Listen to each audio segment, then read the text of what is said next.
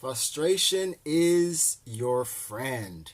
I just finished doing an exercise, and I thought, okay, I'm going to do this exercise. It's probably going to take me 5 minutes. Okay, this is a new exercise that I'm doing, and I started doing the exercise, and I made a mistake.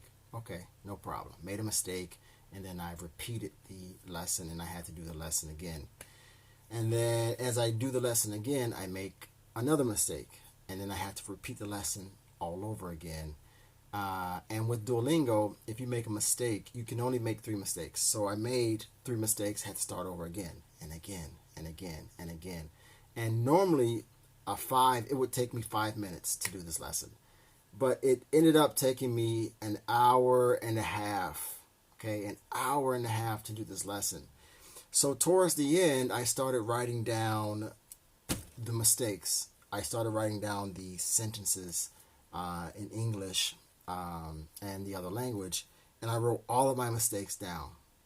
And during the process, I learned new words, I learned new phrases, and I was able to complete the exercise.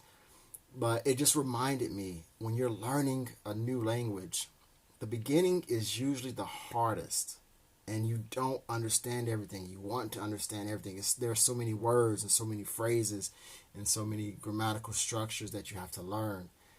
But it's just a process, and it's good to be like a child, to have a childlike mentality, just to, okay, I made a mistake, just keep going. And I remember when I learned Italian the first time, not the first time, it's just only one time. At the beginning, um, it was difficult. I remember this now. Like, it was really difficult at the beginning. And I remember when I reached the B1 level, I was stuck for 2 years. I was stuck at the B1 level. And it took me about 2.5 years to find the right strategy.